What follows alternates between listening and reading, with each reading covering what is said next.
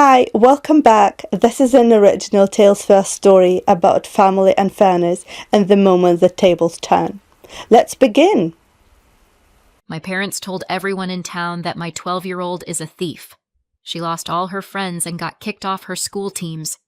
She should learn respect, my mom said.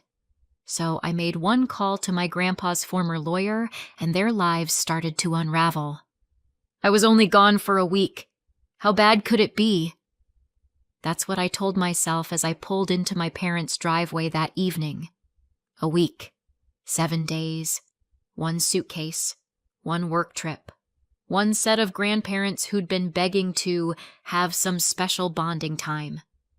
I should have known that when my mother says bonding, she means training. Like my daughter is a puppy that needs to stop peeing on the rug. The porch light was on, the curtains were drawn. Everything looked normal in the way a house looks normal right before you walk into a room and realize you're the only person who didn't get the memo. My mom opened the door with that bright smile she saves for company. The one that says, "See? Everything is perfect. Nothing is wrong. And if something is wrong, it's definitely not my fault." "Sarah," she sang, like we were in a commercial for Family Values. My dad appeared behind her, wearing his usual expression, neutral, patient, slightly bored. The expression of a man who hasn't had an original thought since the late 90s and is proud of it. And then my daughter stepped into view. She didn't run to me. She didn't bounce. She didn't launch into the 100-mile-an-hour report she usually gives me after being away from me for longer than a grocery store checkout line. She just stood there. Quiet, eyes down, holding her dance bag like it was the only thing keeping her from floating away. My stomach tightened. "Hey, sweetheart," I said, forcing my voice to stay light. "I missed you." She hugged me back, but it was stiff, like she was hugging a relative at a funeral. My mom patted my arm. "She's just tired. Big week." I looked at my daughter's face. Her eyes were dull in a way that didn't match tired. Her mouth had that tight line kids get when they're trying very hard not to cry, not to talk, not to do anything that might crack the dam. "Thanks for watching her," I said automatically, because I was raised in a family where you say thank you before you know what you're thanking them for. "Oh, of course," my mom said. "Family takes care of family."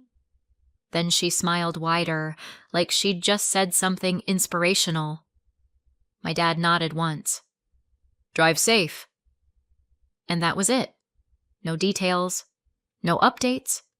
No, "Hey, just so you know, something happened." Just the fake smile, the neutral nod, and my daughter standing there like she'd aged 5 years in 7 days. I told myself to wait until we were in the car. We got in. I started the engine. The interior light clicked off. The world narrowed down to dashboard glow and the quiet hum of the road. My daughter stared out the window. I took a breath. "So, how was it? How are you doing?" "Fine," she said. The word came out flat. "Practiced." "Not fine." I tried again, casually, like you do when you don't want to scare something fragile. "Did you sleep okay?" "Yeah." "Did you have fun with Grandma and Grandpa?" "Yeah." 3 yeahs. Like she was answering a survey she didn't agree to. I swallowed. "How's dance going? You have a performance in a few days, right?" She didn't respond right away. I glanced at her. Her hands were clenched around the strap of her bag. Then she said quietly, "I'm not on the team anymore." I felt like someone had hit the brakes inside my chest. "What do you mean you're not on the team anymore?" "They kicked me out." The words were so matter-of-fact, like she was telling me the weather. My grip tightened on the steering wheel. "Why would they kick you out?" She didn't answer. "Sweetheart," I said, gentler now, because something was breaking in me. "Why?" Silence. The road stretched ahead of us, ordinary and calm, like it had no idea what was happening inside my car. I tried again. Talk to me, okay? You can tell me. She swallowed, still staring out the window. I don't want to talk about it. That sentence landed heavier than they kicked me out. Because my daughter talks about everything. She talks about the weird sound the fridge makes. She talks about a teacher's earrings. She talks about the way a kid in math class breathes too loud. When she says she doesn't want to talk, it means she's holding something that hurts too much to touch. We drove in silence for a while, and in that silence, my brain did what it always does when it's terrified. It tried to fix things with normalcy. Like if I could find the right familiar thread, I could pull her back to herself. So I said, lightly, like I wasn't internally screaming, "Do you already have a present for Sophie for her birthday on Saturday?" My daughter's jaw tightened. "I'm not going," she said. I blinked. "What do you mean you're not going? You've been talking about Sophie's birthday for weeks." "I'm not invited." The words were small. The meaning was enormous. I felt my pulse in my throat. "Why aren't you invited?" She didn't answer. She stared at the window, the streetlights passing like slow, blinking eyes. I kept my voice calm because that's what you do when your child is in free fall. You don't scream. You become the ground. But inside my head, I was panicking. Who is this kid? Where is my kid? What happened in a week? We got home. I made dinner because mothers are ridiculous creatures who will saute vegetables while their entire world is collapsing. My daughter sat at the table. She ate a few bites like she was doing it out of obligation to gravity. No talking, no complaining, no asking for dessert. After a few minutes, I set my fork down and said, "Okay, what happened?" She stared at her plate. Her shoulders rose and fell once, like she was trying to keep everything locked inside. Then her face crumpled. Tears came fast, the way they do when a kid has been holding them back for too long. "Grandma said I was stealing," she choked out. My skin went cold. "What?" She wiped her face with the back of her hand, furious at herself for crying. "She told people I'm a thief." My mind tried to reject the sentence, like it was a foreign language. "Why would Grandma say that?" My daughter sucked in a shaky breath. "Because of Brielle." Of course. Brielle. My sister Vanessa's daughter. The family's crowned princess. My daughter kept talking now, like once the dam broke, the water had to go somewhere. "Brielle couldn't find her shoes," she said, voice trembling. "Her dance shoes. The ones she needed. And she was supposed to go on stage and she couldn't. And she started freaking out, and then she said I took them." My daughter's hands clenched into fists on the table. "I didn't. I swear I didn't touch them. I didn't even go near her stuff." I leaned forward. Okay. And then what?" She swallowed hard. "We got home. And later, Grandma and Grandpa came into my room." I pictured it instantly. My parents standing over my child in a bedroom that wasn't hers, in a house where adults were always right and kids were always guilty by default. "They said I stole them," my daughter whispered. "They said I did it to sabotage her performance, because I wanted to outshine her." Her voice cracked on outshine. "I didn't," she said again. "I didn't do anything." My heart was pounding. "What did you say?" "I said I didn't do it. I said I didn't know where they were. I thought I was just going to be grounded." She gave a small, broken laugh that wasn't humor. "They said I was grounded. And then they went to school." My mouth went dry. "They went to your school?" She nodded, tears sliding down her cheeks. "They told people. They told the coach. They told moms." I could barely breathe. "What did they tell them?" "That I stole Brielle's shoes," she said. "That I'm a thief." I stared at my own kitchen wall as if it might explain how my parents became people who could do this to a child. "And the shoes?" I asked, voice tight. Did they ever find them? My daughter wiped her face, shaking her head. They said they found the shoes later, back at their house, in the hallway by the front door. They even showed them to me, but I didn't see them find them. They just held them up and said that meant I must have put them there. She looked up at me, eyes wide. Mom, I never took Brielle's shoes. I never touched them. I don't know how they ended up back at the house, but it wasn't me. I believed her. I didn't have to think about it. I believed her the way you believe gravity exists. And then, she swallowed and stared at the table edge. They kicked me off the team. Her fingers worried at the seam of her sleeve, pulling and releasing the thread like she didn't know what else to do with her hands. And everyone started acting like... She searched for the word, then lowered her eyes. Like I'm not safe. A few seconds passed, then quieter. Sophie won't talk to me anymore. I stopped what I was doing without meaning to. The dish towel hung half-folded in my hands. Sophie wasn't just a name. Sophie was the birthday on Saturday.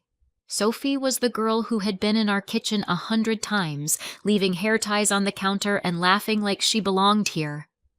Sophie? I said. My daughter nodded once. She kept looking down. She said, if I'd do it to Brielle, I'd do it to anyone. She said it like she was repeating a line she'd been forced to memorize. No tears, just the words, placed carefully on the table between us. I set the dish towel down. Not fast, not dramatic, just flat. Okay, I said, steady. Thank you for telling me. Then I picked up my phone, and I called my parents. My mom answered on the second ring, cheerful. Hi, Sarah. I didn't bother with greetings. What did you do? There was a pause. Then my mom sighed like I was being dramatic. What are you talking about? You told people my daughter stole. My mom's voice sharpened. She stole Brielle's shoes. My hands were shaking. How do you know? She couldn't find them, my mom said, as if that was proof. And then we found them at home in the corridor. I blinked. In the corridor? Yes, my mom said. Right there. That doesn't prove anything, I said, trying to keep my voice steady. Maybe Brielle left them there. Maybe she forgot them. My mom made a small scoffing noise. Brielle wouldn't do that. So you don't actually know, I said, my voice rising despite myself. You don't actually know my daughter stole anything. My dad's voice came on the line now, low and irritated. We know. No, I said. You assumed. And you destroyed her life over an assumption. My mom's tone shifted, not defensive, not guilty, righteous. Sarah, she said, like she was explaining something simple to a slow child. Even if she didn't steal, she still needs to learn respect. I went still. What did you say? She needs to learn respect, my mom said again, calm as ever. Across the table, my daughter had stopped eating. Her hands were tucked under her thighs like she didn't trust them. You called her school, I said. We told them what happened, my mom replied. They needed to know. You didn't know, I said. You assumed.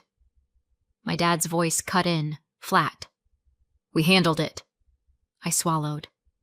Did you even ask her what happened before you started telling people? A brief pause. Then my mom said, sharper, this isn't a courtroom, Sarah. No, I said. It's her life. My mom didn't soften. Even if she didn't take them, she still needed consequences. I ended the call. The kitchen went quiet. My daughter looked up at me like she was waiting to see what kind of world this was going to be. I set the phone down and nodded once. They'd turned 1 week into a weapon, and I was done letting them use it. They didn't know it yet, but soon I would be making a call, and this call would change everything. The respect obsession didn't start with a missing pair of shoes. It didn't start with my daughter. It started with me. I didn't understand that for a long time. Or maybe I did, but I didn't want to. When you grow up in a family like mine, you learn how to make yourself small in ways you don't even notice. My sister Vanessa was always the favorite. I couldn't have told you why if you'd asked me at 8 years old. I just knew it the way you know which side of bread has the butter. There's a moment I still remember, like it stuck under my skin. We were at the dinner table. I was maybe 11. My dad asked something simple like how school was going. I answered. Not loudly, not rudely, just answered. My dad cut me off mid-sentence. Don't interrupt. I froze, confused. I had been asked a question. I was answering it. A few minutes later, Vanessa interrupted my mom to tell a story. My mom laughed. She's so confident. I remember sitting there with my hands in my lap, staring at my plate, realizing the rules changed depending on which daughter was speaking. That pattern followed us into adulthood. Vanessa got celebrated, I got managed. Vanessa got excused, I got corrected. And when I got divorced, I needed help.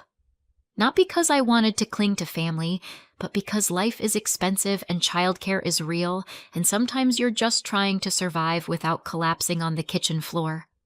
My parents offered support. They offered it loudly, publicly, like they were saints. And because I wanted my daughter to have family, I accepted. Then my daughter grew older, and the pattern shifted to the grandchildren. Vanessa's daughter, Brielle, became the new center of gravity. You could feel it in the way my mother's voice softened when she said her name, in the way my dad showed up early for Brielle's events and late for mine. And you could see it in the way my parents reacted the first time my daughter outshined Brielle. It happened at dance studio results day. It was school run. The girls were lined up. The coach read out placements. My daughter got a better spot than Brielle. Not because anyone handed it to her, because she earned it, because she worked, because she practiced until her legs shook. I expected, for a brief naive moment, that my parents might be proud. Instead, my mom leaned close and whispered, "Don't rub it in. Brielle is sensitive." Vanessa nodded like that was completely reasonable. Just tell her to be humble. Nobody told Brielle to be gracious. Only my daughter to shrink. And then there was my grandfather, my mom's dad, the only adult in my family who made me feel like we were allowed to exist as ourselves. When my daughter practiced in the living room, he'd sit and watch the whole routine like it mattered. He'd ask her questions about what she was learning. He'd praise effort, not attention. He treated her like a person. He died 3 years ago, when my daughter was 9. After the funeral, I asked my parents if I needed to sign anything. My mom waved her hand like paperwork was an annoying mosquito. "No, we're handling it. Don't worry about paperwork." My dad added, "It's taken care of." And because I was grieving and exhausted and trained not to challenge them, I accepted it. I didn't know then what I know now. I didn't know that when my parents say handled, it means controlled. I didn't know that the week I left my daughter in their care would be the week they decided to teach her respect. I didn't sleep that night. Not really. I lay in bed listening to my daughter's breathing down the hall, thinking about how quickly a child's world can be destroyed by adults with nice smiles and community connections. The next morning, I did what mothers do when panic turns into purpose. I moved. I called the coach. I called the school. I called Sophie's mom. Each call felt like hitting a wall covered in polite words. "Oh, we're so sorry. We understand you're upset. We have to consider the safety of other children. Your parents seemed very sure." It was amazing, actually. How very sure is apparently a substitute for proof. My daughter sat on the couch, hoodie pulled up, staring at nothing. She flinched every time my phone rang. That's when I realized explaining it calmly wasn't going to fix this. I needed someone who spoke authority, someone official, someone who didn't care how charming my mom could be in public. So I called my grandpa's former lawyer. When he was alive, he used to praise her, said she could fix any problem, so I made an appointment. She was a woman in her 50s with sharp eyes and a calm voice. The kind of calm that doesn't come from peace. It comes from experience. I brought my daughter with me, not to traumatize her with legal talk, to show her that she is not powerless and that people can't treat her the way they did without consequences. Adults don't get to destroy her and call it discipline. My daughter sat beside me, hands folded in her lap, trying to look brave. She had that tight, careful posture kids get when they're afraid of taking up space. The lawyer listened to my story without interrupting. When I finished, she nodded once. Accusing a child of theft without proof and spreading it through school channels is serious. I exhaled. So we can do something. Yes, she said. We can. We can send letters. We can demand written basis for the school decisions, including why the school dance team has kicked her out. And we can warn your parents that continued false statements have consequences. My daughter looked up at that. Consequences? The lawyer turned to me. Do your parents handle anything official for your daughter? I frowned. No. The lawyer's eyes narrowed slightly, like she'd just heard something that didn't fit. Then who is handling the trust? I blinked. What trust? She looked at me for a long moment. The trust your grandfather set up for her. My skin went cold in that specific way it gets when the world tilts. There is no trust, I said, because I truly believed that. The lawyer's expression didn't change, but something sharpened behind her eyes. I'm surprised you don't know about it. I stared at her. I don't. My parents told me everything was handled. The lawyer leaned back slightly, thinking. Your grandfather was very particular about planning. My mouth went dry. You're sure? I'm sure enough, she said, to investigate. But I want to be clear. It's possible your parents are trustees, which means we'll have to go through them to request documents and accounting. I felt something in me shift, like a door opening to a hallway I didn't know existed. The lawyer continued, practical. We'll send 2 things, a formal request for trust documents and accounting, and a letter demanding that they stop spreading claims of theft without proof. My daughter watched her with wide eyes, like she couldn't believe adults could talk to other adults this way. After the meeting, I did what I'd promised my daughter I'd do. I showed up for her. I went to the school. I sat across from people who smiled politely and tried to tell me that concerns had been raised. I kept my voice steady. You don't have proof. You can't punish a child based on gossip. I watched them flinch when I used words like attorney and liability. And when my daughter came home from one short attempt at school looking like she'd been scraped raw, I took her for ice cream. Not because ice cream fixes defamation, because sometimes you need to remind a child that there is still sweetness in the world. In the car, she said quietly, Do you think people will ever believe me? I glanced at her in the rearview mirror. They will, I said, because we're going to make them. 2 days later, my lawyer mailed the letters, and then my parents called. My mom's voice was sharp before she even said hello. This is how you treat family? You send a lawyer? I kept my voice calm because that calm is a weapon. Answer the letter. My dad came on. If you wanted documents, you could have asked. They aren't for you, my mom snapped. You didn't inherit anything. Those documents are for us. You told everyone my child was a thief, I said. You didn't give me the courtesy of a private conversation. You don't get to demand one now. My mom's tone went syrupy, the way it does when she's trying to make me feel unreasonable. We're busy. We have lives. We don't have time for your drama. My daughter is 12, I said, and my voice finally cracked. And you destroyed her life in a week. She should learn respect, my mom said, Again, like it was a prayer. I swallowed. Answer my lawyer. My mom hissed. If you do this, you're not family. I paused.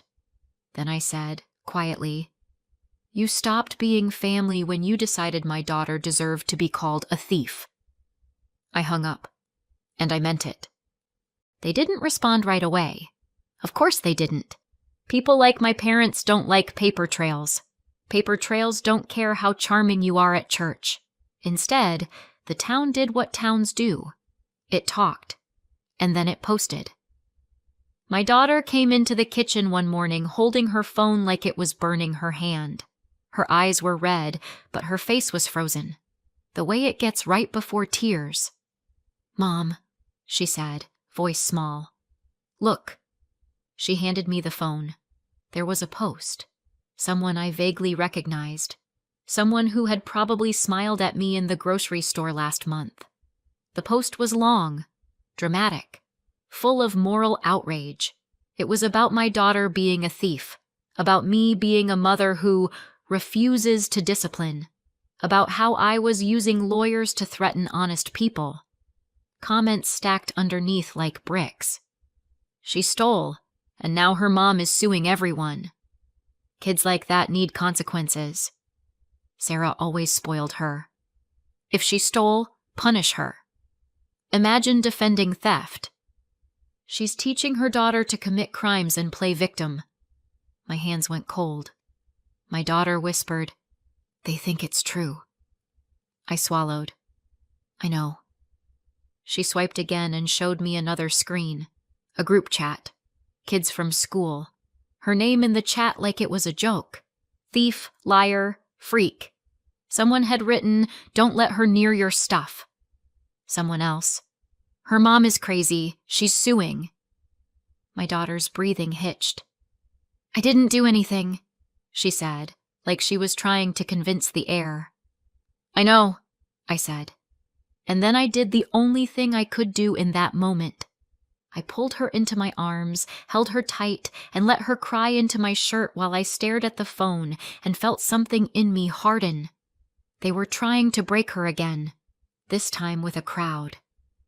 My daughter didn't go to school that day, or the next. She kept saying, my life is ruined.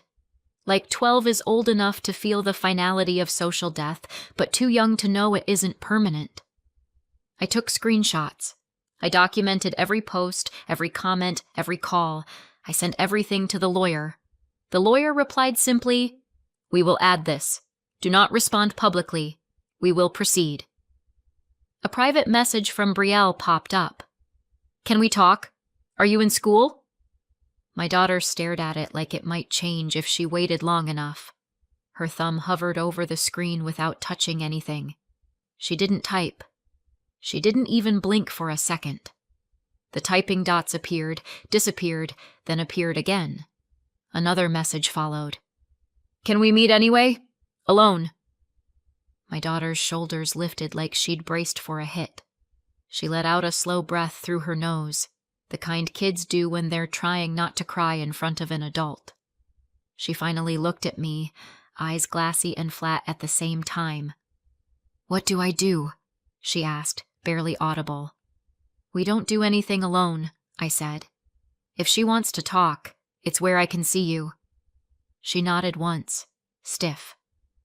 I called the school and told them we were coming by to pick up assignments since she'd been home. At the front office, my daughter kept her hood up and her hands hidden in her sleeves. The receptionist's smile didn't quite reach her eyes. And then Brielle appeared near the hallway like she'd been waiting for us to walk in. She saw my daughter and stopped.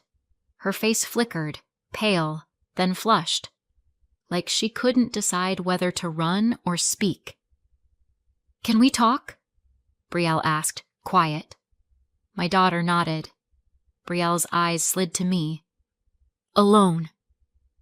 You can talk where I can see you, I said.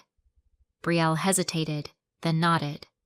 They walked a few steps down the hall and stopped near the glass doors, still in my line of sight, out of earshot. As they started walking, my daughter slipped her phone into her pocket. At the time, I thought it was just a nervous habit. They talked for a minute, maybe 2. Brielle kept twisting her bag strap. My daughter barely moved, like she didn't trust herself to do anything that could be misread. Then my daughter turned and walked back toward me. Her eyes were wide and glossy. Her face looked like it had lost all its color. "She confessed," she said quietly. I kept my voice even. "Confessed what?" My daughter swallowed hard. "I recorded it." "You did?" She nodded quickly. "Before I walked over, I pressed record, because nobody believes me." We went home. At the kitchen table, she set the phone down between us. Her finger trembled when she hit play. Brielle's voice came through tight and fast. She said she couldn't find her shoes. She said she panicked. She said she blamed my daughter. Then her voice dropped. "And then I found them later," Brielle said. "They were with my stuff. At home. I think I forgot." A pause. Breathing. Brielle trying not to cry. "I wanted to tell people," she said. "But Grandma told me not to." My daughter's head snapped up like her body reacted before her mind could. Brielle kept going, voice smaller now. "She said it was already done. She said it would teach you respect, and that I shouldn't tell anyone. But now everyone hates you. I don't mean for any of this." The recording ended. My daughter stared at the phone like it was proof and betrayal at the same time. She whispered, "So they knew." I reached across the table and covered her hand. Her fingers were cold. "Yes," I said. She didn't go to school the next day either. I didn't force her. I couldn't. A few days later, the lawyer called. "Sarah," she said, voice serious. "We received documents." My parents finally responded? "After delay," she said. "Yes." She didn't start with feelings. She started with facts. "There is a trust," she said. "Funded at about $403,000 when your grandfather died." She continued, calm and precise. "Annual distributions for education and at activities. A larger amount at 16. The remainder at 18. I swallowed. My daughter never got anything. "No," she said. "She didn't." Then, "Your parents, as trustees, took money out as advances or loans. Around $108,000 over the last few years." A beat. "None of it was repaid." "Why would they do this?" I asked, but it came out thin. On the other end, the lawyer didn't answer right away. Papers shifted. A pen tapped once, then stopped. "There's one more thing," she said. "In the trust, there's a clause." "A clause?" "A misconduct provision," she said. "A character clause."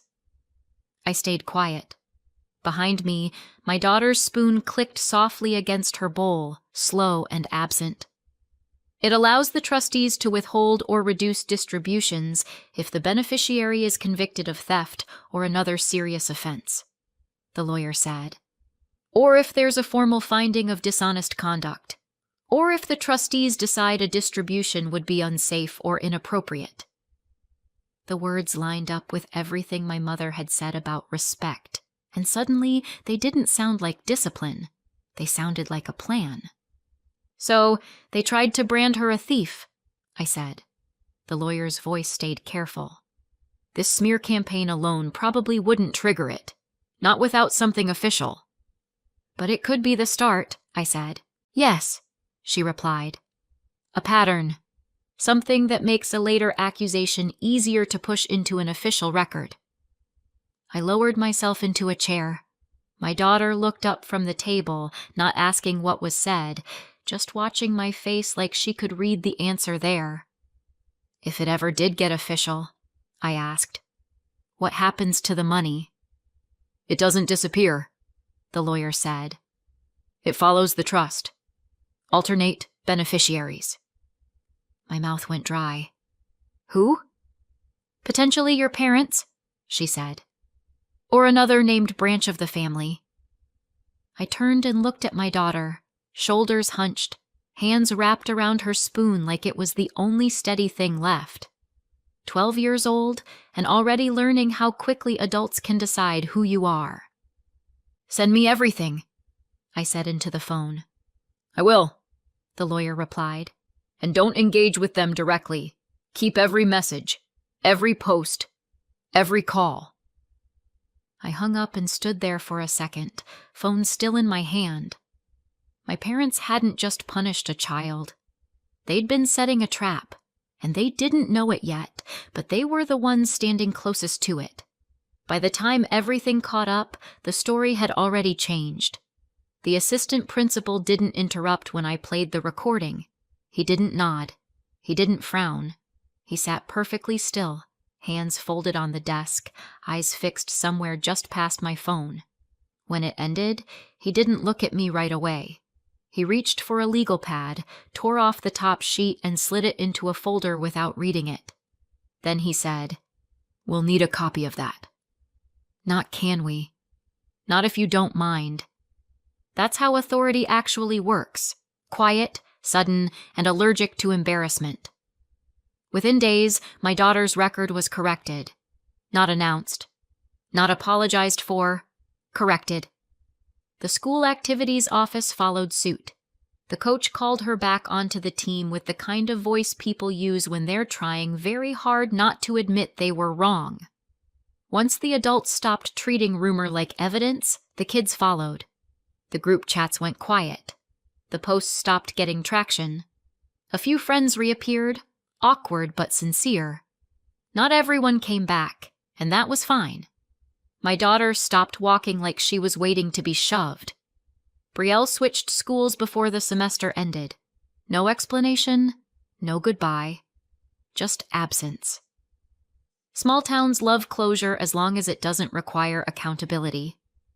Then came the part my parents assumed would never see daylight. The trust wasn't small. It had been funded at about $403,000 when my grandfather died. It wasn't meant to sit untouched until adulthood. It included annual distributions of $2,500 for approved activities and education, a larger amount at 16 and the remainder at 18. My daughter had received nothing. Meanwhile, my parents, trustees by title, not behavior, had been helping themselves. About $108,000, labeled as advances or loans, with no repayment plan and no disclosure. Money quietly pulled out over years, while telling everyone else to show restraint. When the accounting traced the funds, it got uglier. Some went to my parents. Some went to Vanessa and Brielle. One grandchild's future used to pad another's present. They were ordered to repay it. They didn't have the money. They asked Vanessa. Vanessa declined. So they sold the house. The same house where my mother had lectured a 12-year-old about respect. The same living room where my father had nodded along while lies hardened into facts. They moved into a rental they would have once described as temporary. The money went back into the trust. The balance was restored. The trusteeship was changed. I became the one signing off. My daughter can't touch it yet. She doesn't need to. What she needed was protection, not spending power. The social fallout was quieter than the accusations, but far more permanent. Invitations stopped. Calls went unanswered. People who had been very comfortable condemning a child became suddenly busy. I went no contact, no announcement, no final confrontation, just silence where entitlement used to live. My daughter still has days where she remembers, days where certain hallways feel longer than they should. But she knows now that the truth doesn't need volume, just proof. And the people who wanted her to learn respect taught her something instead. That accountability eventually arrives, and it never knocks politely. So tell me, did I go too far or not far enough? Let me know in the comments. And if you want more stories like this, subscribe.